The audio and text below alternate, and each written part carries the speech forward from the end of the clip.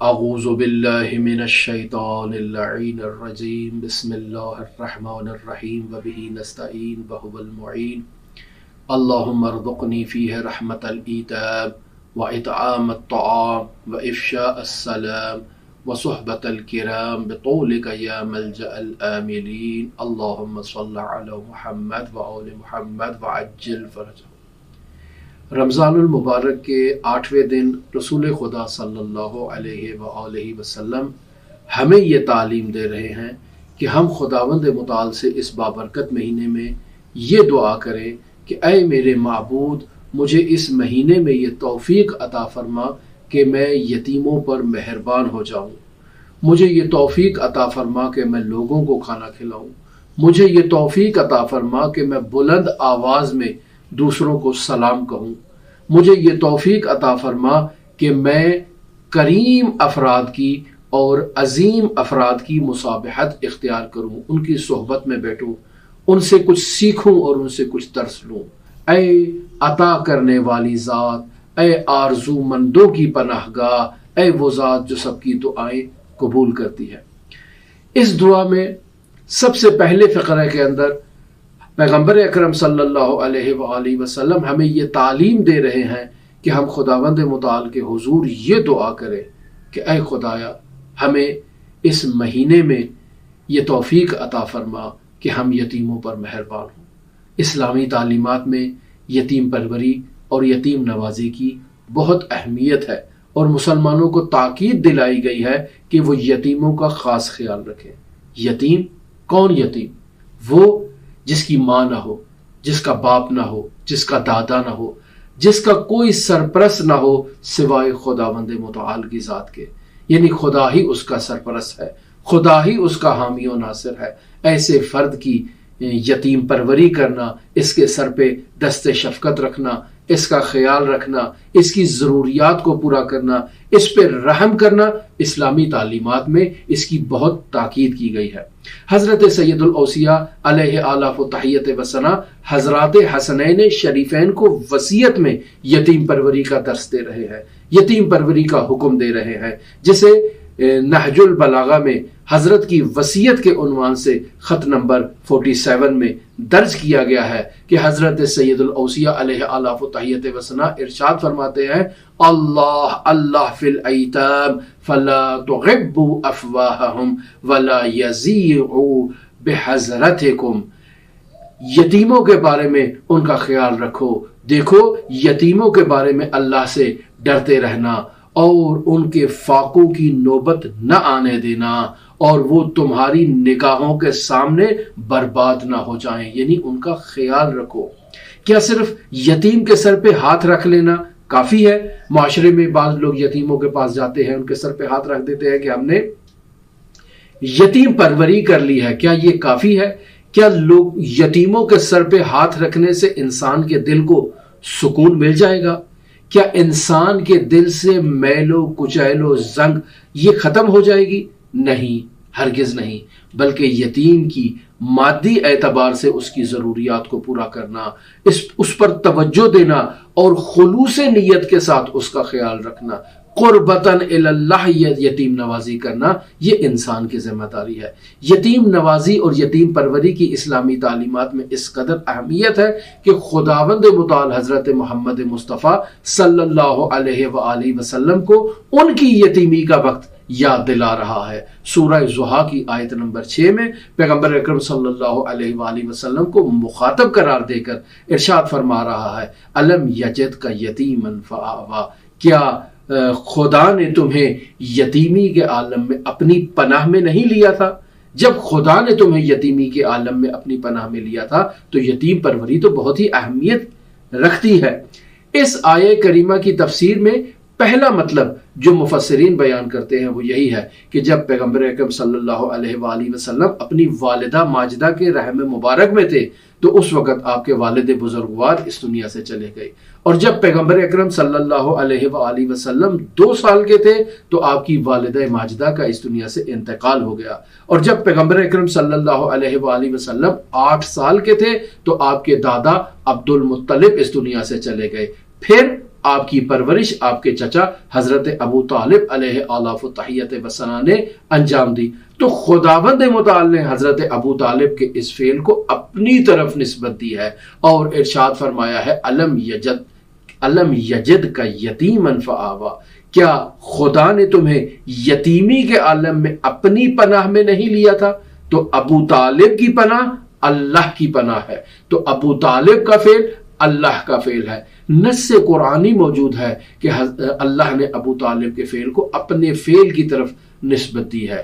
آپ کو ان کے اسلام کے بارے میں شک ہے، آپ ابو طالب کے ایمان کے بارے میں شک کرتے ہیں، جبکہ نص قرآنی موجود ہے کہ اللہ نے ابو طالب کے فعل کو اپنا فعل قرار دیا ہے۔ ایسا شخص کیسے اسلامی تعلیمات سے دور ہو سکتا ہے؟ یہ تمام خبریں اور یہ تمام اقوال بغض علی ابن ابی طالب علیہ آلاف التحیت وثنا میں تیار کیے گئے اور بنائے گئے۔ حضرت ابو طالب علیہ آلاف التحیت وثنا کے ایمان پر علماء شیعہ کا اجماع ہے۔ اگر آپ کہیں کہ اس آیت سے مراد یہ نہیں ہے یتیم سے جو آپ یتیم کی مراد لینا چاہ رہے ہیں، بلکہ آیت میں یہ کہنا چاہ رہے ہیں بے نظیر، یتیم سے مراد بے نظیر ہے، یعنی اللہ یہ کہنا چاہ رہا ہے علم یجد کا یتیما فآوا، یعنی ہم نے تمہیں بے نظیر پایا اور لوگوں کو تمہارے گرد جمع کیا تاکہ تمہاری بے نظیری سے لوگ بھی استفادہ کر سکے۔ خوب، اگر آپ آیت سے مراد یہ لیں کہ یتیم سے مراد بے نظیر ہے تو پھر آیت نمبر 9 میں بھی یتیم سے مراد آپ کو بے نظیر ہی لینا ہوگا، جہاں خداوند متعال سورہ الضحیٰ میں آیت نمبر 9 میں ارشاد فرماتا ہے فَأَمَّا الْيَتِيمَ فَلَا تَقْهَرْ، یعنی تم ہرگز یتیم کو دکھ نہ پہنچاؤ۔ تو ہم اس کا ترجمہ پھر یہی کریں گے کہ تم بے نظیر افراد کو دکھ نہ پہنچاؤ، جبکہ واضح مطلب یہی ہے کہ خداوند متعال یہ نہیں کہنا چاہ رہا۔ خداوند متعال ان آیات میں پیغمبر اکرم صلی اللہ علیہ وآلہ وسلم پر خداوند متعال کے جو الطافات ہیں، جو اکرام ہیں، ان کو یاد دلانا چاہ رہا ہے اور یہ کہنا چاہ رہا ہے کہ خدا نے تم پر احسانات کیے ہیں۔ خدا نے احسانات کیے یعنی ابو طالب کے احسانات اللہ کے احسانات ہیں۔ اللہ نے تمہیں اپنی آغوش میں لیا ہے، اللہ نے تمہاری پرورش کی ہے۔ پھر خدا نے پیغمبر اکرم صلی اللہ علیہ وآلہ وسلم کو ہمارے لیے نمونہ عمل قرار دیا ہے اور سورہ احزاب کی آیت نمبر 21 میں ارشاد فرمایا ہے لَقَدْ كَانَ لَكُمْ فِي رَسُولِ اللَّهِ أُسْوَةٌ حَسَنَةٌ، یعنی تمہارے لیے پیغمبر اکرم صلی اللہ علیہ وآلہ وسلم کی حیات طیبہ میں اخلاق کے عملی نمونے پوشیدہ ہیں، یعنی پیغمبر اکرم صلی اللہ علیہ وآلہ وسلم یتیم نوازی کرتے ہیں، یتیم پروری کرتے ہیں۔ خداوند متعال یتیم نوازی اور یتیم پروری کرتا ہے، ابو طالب یتیم نوازی اور یتیم پروری کرتے ہیں، تو تمہیں بھی چاہیے کہ تم بھی یتیم پروری اور یتیم نوازی کرو۔ کیوں؟ لَقَدْ كَانَ لَكُمْ فِي رَسُولِ اللَّهِ أُسْوَةٌ حَسَنَةٌ، یعنی رسول خدا صلی اللہ علیہ وآلہ وسلم رحمت واسعہ کے مصداق ہیں، تو ہمیں بھی چاہیے کہ ہم بھی رحمت واسعہ کے مصداق بننے کے لیے خداوند متعال کا یہ حضور التجا کریں کہ اللہم ارزقنی فیہ رحمت الایتام، اے میرے پروردگار مجھے اس بابرکت مہینے میں یتیم نوازی اور یتیم پروری کی توفیق عطا فرما۔ اور کیا توفیق عطا فرما؟ وَإِطْعَامَ الطَّعَامِ، اور مجھے یہ توفیق عطا فرما کہ میں لوگوں کو کھانا کھلا سکوں۔ عام طور پر لوگوں کو کھانا کھلانے کی بہت اہمیت ہے، لیکن بطور خاص ماہ مبارک رمضان میں افطاری کروانا کن لوگوں کو؟ فقراء کو، ضرورت مندوں کو، نیاز مندوں کی ضروریات کا خیال رکھنا، ان کے لیے دسترخوان بچھانا، اس کا بہت ثواب ہے، بہت فضیلت بیان کی گئی ہے۔ یہاں تک کہ رسول خدا صلی اللہ علیہ وآلہ وسلم شعبان المعظم کے مہینے کے آخری دنوں میں جو خطبہ شعبانیہ کے عنوان سے معروف خطبہ ہے، جس میں پیغمبر اکرم صلی اللہ علیہ وآلہ وسلم رمضان المبارک کے اعمال اور رمضان المبارک کے فضائل کو بیان کرتے ہوئے وہاں پر روزے داروں کو افطاری دینے سے متعلق یہ بھی ارشاد فرماتے ہیں کہ جو بھی رمضان المبارک کے اس بابرکت مہینے میں کسی کو افطار کروائے گا تو قیامت کے دن اس کے قدم پل صراط سے نہیں لڑکھڑائیں گے، اس کے قدم ثابت رہیں گے۔ تو ایک شخص رسول خدا صلی اللہ علیہ وآلہ وسلم سے سوال کرتا ہے کہ یا رسول اللہ، اگر کسی کے پاس یہ توان نہ ہو، کسی کے پاس افطاری دینے کی یا افطاری کروانے کی وسعت نہ ہو تو کیا کرے؟ وہ کیسے جہنم کی آگ سے محفوظ رہے؟ وہ کیسے پل صراط پر ثابت قدم رہے اور اس کے قدم نہ لڑکھڑائیں؟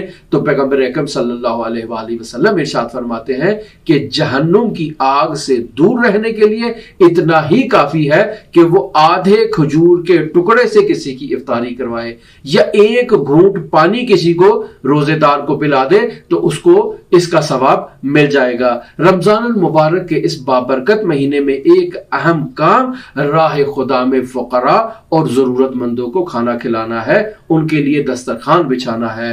اس قدر اہمیت کہ نہج البلاغہ میں حضرت سید الاوصیاء علیہ آلاف و تحیت و ثنا ہمیں متنبہ کر رہے ہیں خطبہ نمبر 142 میں کہ نااہل افراد کے اوپر احسان نہ کرو بلکہ ضرورت مندوں کو کھانا کھلاؤ، فقراء کو کھانا کھلاؤ، ان کے لیے دسترخوان بچھاؤ۔ کیوں؟ چونکہ نااہل افراد کے ساتھ اگر تم مہربانی کرو گے تو صرف کمینے افراد ہی تمہاری مدح و ثنا کریں گے اور تمہاری تعریف کریں گے۔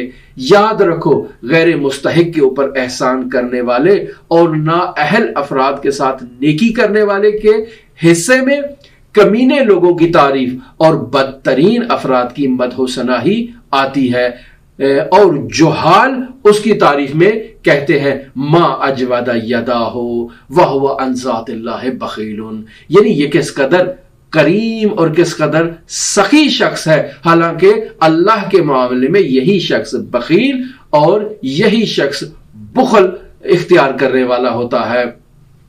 فمن عطاہ اللہ مالا فلیصل بہ القرابہ، یعنی اللہ تعالیٰ نے جس کو بھی مال عطا کیا ہے اسے چاہیے کہ اپنے قریبی اقربا قرابت داروں کا خیال رکھے، ولیحسن منہ الضیافہ، اور مہمانوں کی مہمان نوازی میں احسن انداز سے پیش آئے۔ تو بس ہم خداوند متعال سے یہ دعا کر رہے ہیں وَإِطْعَامَ الطَّعَامِ، اے میرے پروردگار رمضان المبارک کے اس بابرکت مہینے میں ہمیں اطعام کرنے کی توفیق عطا فرما، ہم لوگوں کو کھانا کھلا سکے، اور پھر تیری خوشنودی کے لیے ہم لوگوں کو کھانا کھلائے تاکہ تو ہم سے راضی و خوشنود ہو جائے۔ پھر ہم اس بابرکت مہینے میں یہ دعا بھی کریں، رسول خدا ہمیں ارشاد فرما رہے ہیں وَإِفْشَاءَ السَّلَامِ، یعنی مجھے خدایا یہ توفیق عطا فرما کہ میں اس بابرکت مہینے میں اونچے آواز میں لوگوں کو سلام کروں، سلام میں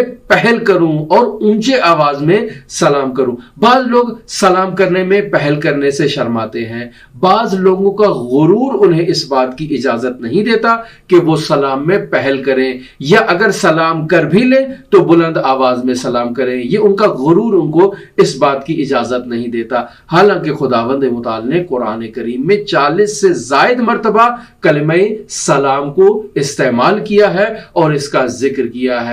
سلام کو مکمل کرنا چاہیے اور جواب بھی مکمل طور پر دینا چاہیے، یعنی ہمیں یہ کہنا چاہیے کہ السلام علیکم ورحمۃ اللہ وبرکاتہ، تو جواب میں بھی ہمیں یہی کہنا چاہیے وعلیکم السلام ورحمۃ اللہ وبرکاتہ۔ تو اس طرح سے اگر ہم سلام اور اس کا جواب دیں تو یہ بہتر ہے۔ سلام کی جگہ پر ابتر سلام یعنی سام کہہ دینا، علیہ کہہ دینا، یہ درست نہیں ہے۔ آج کل بعض لوگ مغربی تہذیب و تمدن کو فروغ دینا چاہتے ہیں اور اسلامی تعلیمات کو پیچھے چھوڑ دینا چاہتے ہیں۔ وہ یہ سمجھتے ہیں کہ یہ مغربی تہذیب و تمدن سے اگر ہم ہیلو، ہائے، یہ چیزیں اگر معاشرے کے اندر رائج کر دیں گے تو یہ صحیح رہے گا۔ نہیں، ہرگز ایسے نہیں ہے عزیزو۔ اسلامی تعلیمات میں سلام کی بہت اہمیت ہے، اس قدر اہمیت ہے کہ نماز میں بھی اس کو فراموش نہیں کیا گیا۔ میں آپ کی خدمت میں فقہی مسئلہ حضرت آیت اللہ عظمہ سیستانی مدظ اللہ العالی کی توضیح المسائل سے 1363 نمبر مسئلے کو ذکر کرتا ہوں کہ آیت اللہ سیستانی اس طرح سے نقل کرتے ہیں کہ نمازی نماز کی حالت میں سلام نہ کرے، یعنی خود نمازی سلام میں پہل نہ کرے، اور اگر کوئی دوسرا اس نمازی کو سلام کہہ دیتا ہے تو اس پر جواب دینا اس نماز کی حالت میں بھی لازمی اور ضروری ہے۔ لیکن جواب سلام اسی سلام کی طرح ہونا چاہیے، یعنی اصل سلام میں کسی کلمے کا اضافہ نہ کرے۔ مثلا اگر کوئی شخص آپ کو نماز کی حالت میں کہتا ہے سلام علیکم، تو جواب میں نماز گزار کو جان بوجھ کر سلام علیکم ورحمۃ اللہ وبرکاتہ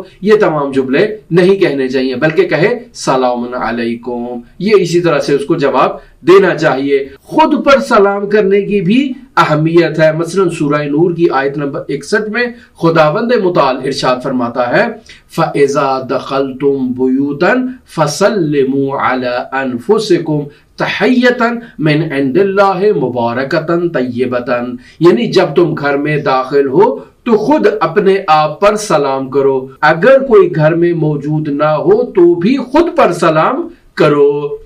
لہٰذا اس دعا میں خداوند متعال سے ہم یہ التجا کر رہے ہیں کہ اے میرے پروردگار، مجھے بلند آواز میں سلام کرنے کی توفیق عطا فرما۔ ہم ایک روایت میں آپ کی خدمت میں نقل کرتے ہیں حضرت امام جعفر صادق علیہ آلہ تحیت وثنا سے، جسے امام جعفر صادق نے رسول خدا صلی اللہ علیہ وآلہ وسلم سے نقل کیا ہے۔ پیغمبر اکرم صلی اللہ علیہ وآلہ وسلم ارشاد فرماتے ہیں من بدأ بالکلام قبل السلام فلا تجیبوہ، یعنی اگر کوئی شخص تمہارے پاس آئے اور تمہیں سلام کیے بغیر تم سے اپنی گفتگو کا آغاز کر دے تو تم اس کو جواب نہ دو۔ وقال ابدأوا بالسلام قبل الکلام، یعنی کلام کرنے سے پہلے آغاز میں سلام کرو۔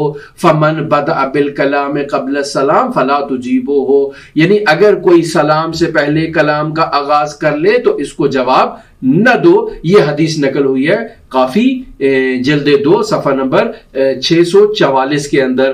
پھر حضرت امام باقر علیہ آلہ تحیت وثنا بھی ارشاد فرماتے ہیں ان اللہ یحب افشاء السلام، یعنی اللہ تبارک و تعالی یہ دوست رکھتا ہے، یہ محبت رکھتا ہے، یہ پسند کرتا ہے کہ بلند آواز میں سلام کہا جائے۔ وسائل الشیعہ جلد نمبر 12 صفحہ نمبر 58۔ تو ہم خداوند متعال سے یہی دعا کر رہے ہیں کہ اے خدایا ہمیں توفیق عطا فرما کہ ہم بلند آواز میں سلام کریں، اور پھر ہمیں یہ توفیق عطا فرما وصحبت الکرام، یعنی ہمیں بزرگوں کی محفل میں بیٹھنے کی توفیق عطا فرما۔ خدایا مجھے اس بابرکت مہینے میں یہ توفیق عطا فرما کہ میں علماء کی، حکماء کی، عقلاء کی اور متدین افراد کی محفل میں بیٹھوں۔ خدایا مجھے توفیق عطا فرما کہ میں نیک افراد کے ساتھ دوستی کروں۔ ہمیں اچھے دوستوں کا انتخاب کرنا چاہیے اور اچھے افراد کی محفل اختیار کرنی چاہیے۔ سوال یہ پیدا ہوتا ہے کہ اس دعا میں ہمیں کیوں ترغیب دلائی گئی ہے کہ ہم اچھے افراد کی محفل میں بیٹھا کریں؟ اس کی بنیادی وجہ یہ ہے کہ انسان جس کا ہم نشین ہوتا ہے اسی کی خصوصیات کو، اسی کی عادات و اطوار کو اپنے وجود میں پیسٹ کرنے کی کوشش کرتا ہے، یعنی وہاں سے کاپی کرتا ہے، ادھر سے پیسٹ کر لیتا ہے، تو اس کی خصوصیات کو اپناتا ہے، اس سے تاثیر حاصل کرتا ہے۔ لہٰذا اسلامی تعلیمات میں اچھے دوست کے انتخاب پر تاکید کی گئی ہے۔ خداوند متعال سے ہم یہ دعا کر رہے ہیں کس چیز کی؟ صحبت الکرام، کہ ہمیں اچھے افراد کی ہم نشینی اور ان کی مجالست کی توفیق عطا فرما۔ بطولک یا ملجأ العاملین، اے میرے پروردگار، اے عطا کرنے والے، تیری عطاؤں کے واسطے تو آرزوؤں کو پورا کرنے والا ہے، آرزو مندوں کی پناہ گاہ ہے، میری دعاؤں کو اپنی بارگاہ میں قبول و مقبول فرما۔ ہم رمضان المبارک کے اس بابرکت مہینے میں اسی طرح ہر دن سے متعلق دعا کو، جسے رسول خدا صلی اللہ علیہ وآلہ وسلم نے ہمیں تعلیم دیا ہے، ہم اس دعا کی تفسیر آپ کی خدمت میں پیش کر رہے ہیں۔ ہمارے ساتھ رہیے گا۔ اللہم صل علی محمد وآل محمد وعجل فرجہ۔